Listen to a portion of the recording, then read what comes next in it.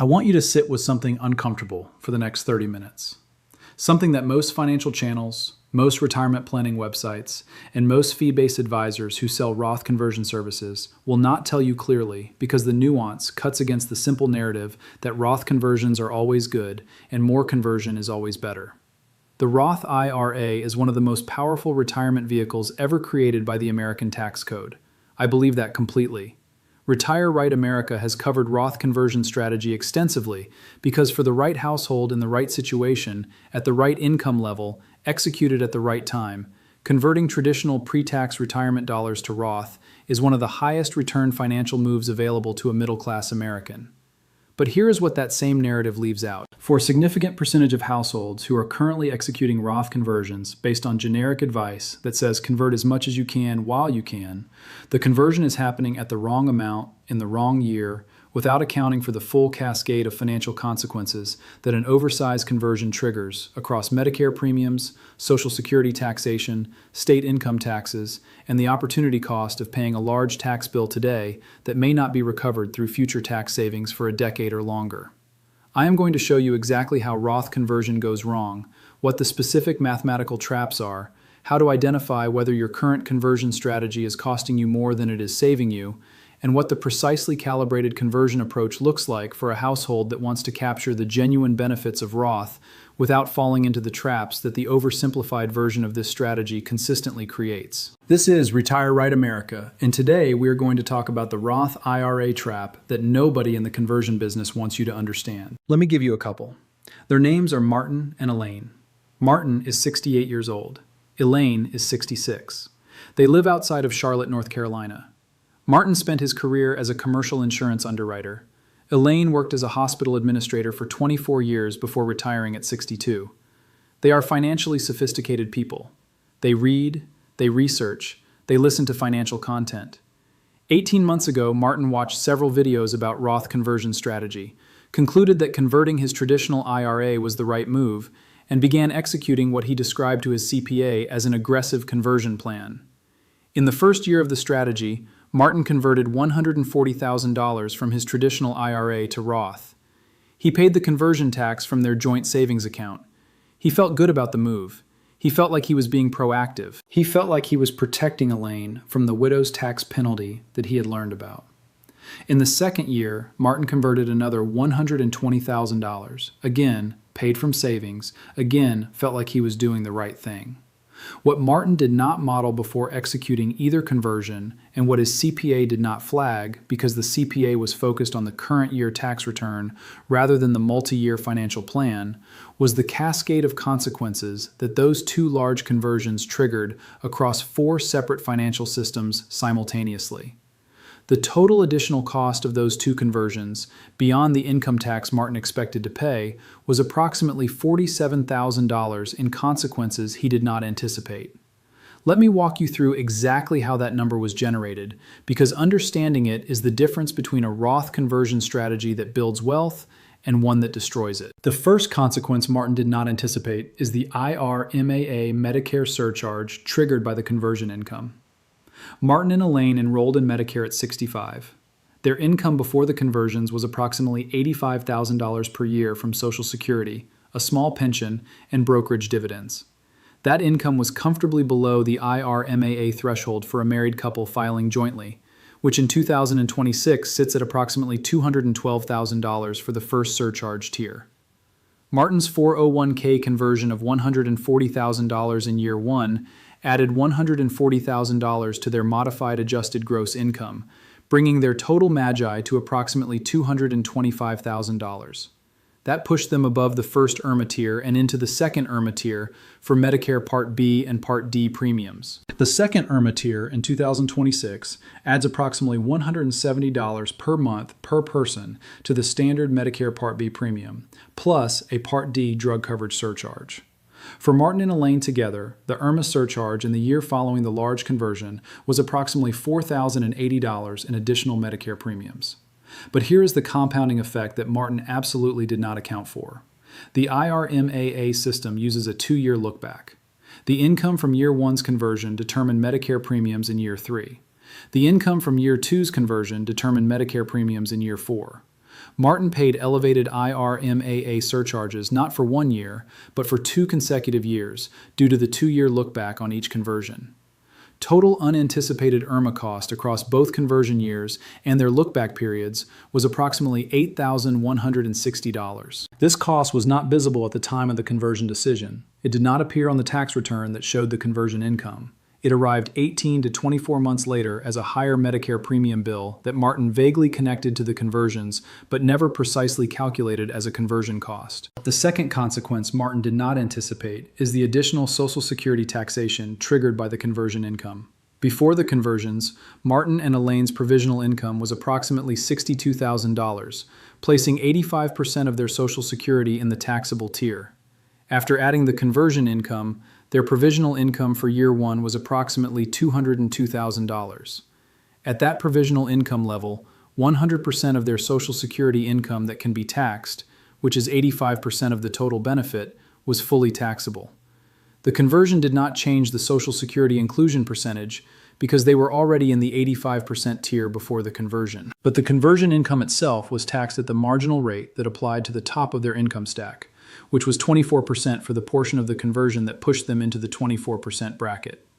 Martin had planned to convert at the 22% rate. A significant portion of the conversion was actually taxed at 24% because the conversion amount pushed their taxable income above the 22% bracket ceiling. The difference between the expected 22% rate and the actual blended rate on the full conversion was approximately $3,200 in additional federal income tax that Martin did not budget for. The third consequence is the state income tax impact that Martin calculated incorrectly. North Carolina has a flat state income tax rate of 4.5% in 2026. Martin correctly included the state income tax in his conversion cost calculation. What he did not account for is that North Carolina's state income tax on retirement income has specific exclusion rules that apply to pension income and certain other retirement income types, but that do not apply to Roth conversion income. Roth conversion income is treated as ordinary income for North Carolina state tax purposes with no exclusion. The state tax on $260,000 of conversion income across 2 years at 4.5% was approximately $11,700. Martin had estimated the state tax correctly in dollar terms. What he had not modeled is whether those dollars, paid today as state income tax on the conversion, would be recovered through future state income tax savings on Roth distributions.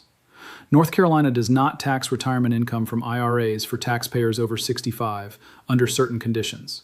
This means that Martin may have been in a situation where the traditional IRA distributions in retirement would have been partially or fully exempt from state income tax, while the Roth conversion income he paid state tax on today was not going to produce a future state tax savings because the future distributions from the Roth account would also have been tax-free.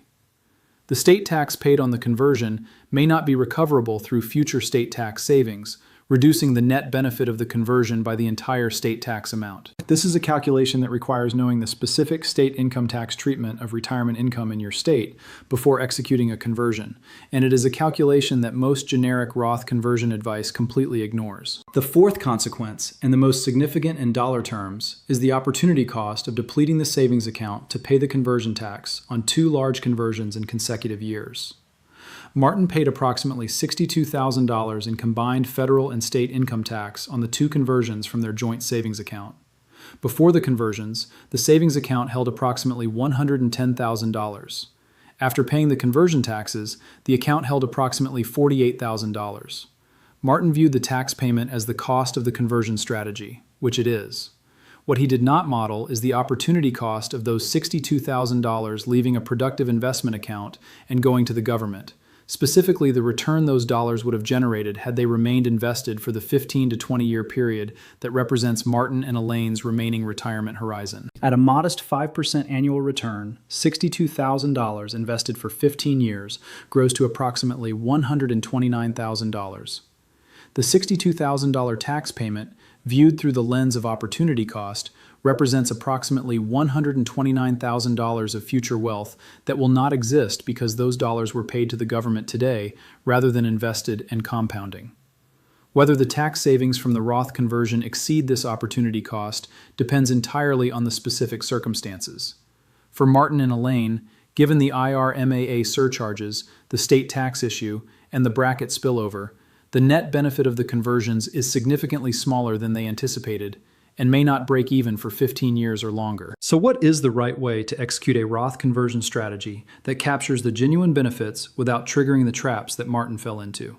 The answer is precision targeting, and it operates on 5 specific parameters that must be modeled simultaneously before any conversion amount is determined for a given year. The first parameter is the IRMAA threshold. Your conversion amount must be sized to keep your MAGI below the next IRMAA tier above your current position.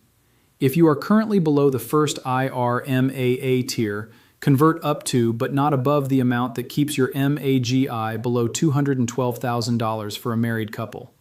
If you are already in the first tier, model whether a larger conversion that jumps you to the second tier has a net benefit after accounting for the additional IRMAA cost.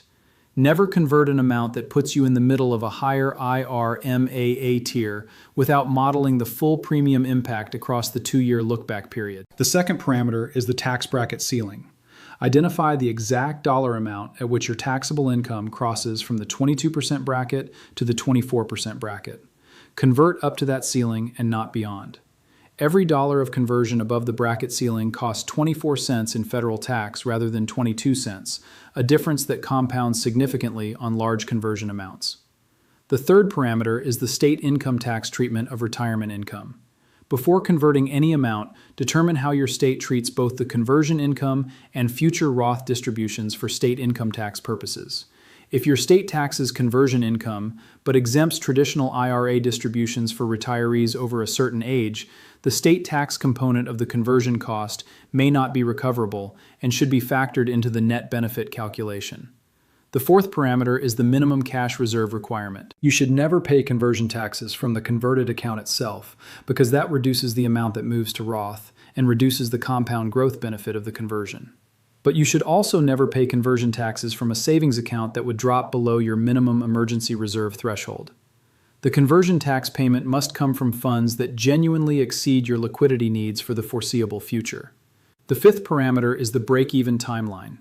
Calculate the number of years it will take for the tax savings from the Roth conversion to exceed the total cost of the conversion, including the income tax paid, the IRMAA surcharges triggered, the state income tax paid, and the opportunity cost of the tax dollars leaving the investment portfolio. If the break-even timeline exceeds your planning horizon, meaning the number of years you and your spouse are likely to live and draw from retirement accounts, the conversion may not be financially justified, regardless of how logically compelling the general case for Roth conversion sounds. I want to be very clear about what I am and am not saying in this video, because nuance matters, and Retire Right America has always been committed to accuracy over simplicity.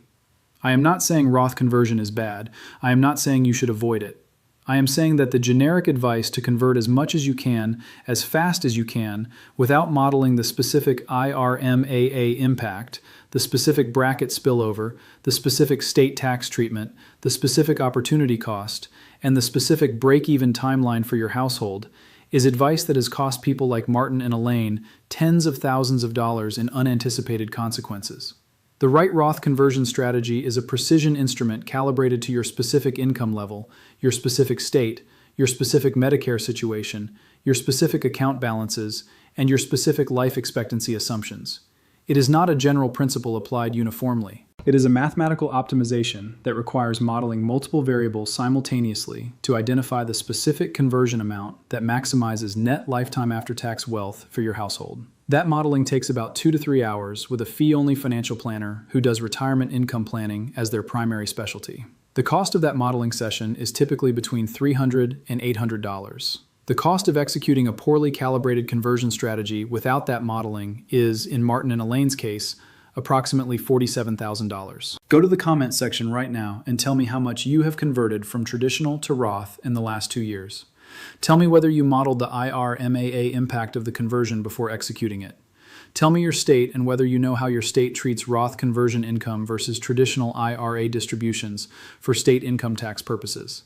And tell me whether you paid the conversion tax from a separate cash account or from the converted amount itself. From those answers, I can tell you in a reply whether your current conversion strategy is calibrated correctly or whether you are in the category of households that is paying more for the conversion than the conversion is worth. Drop your situation in the comments.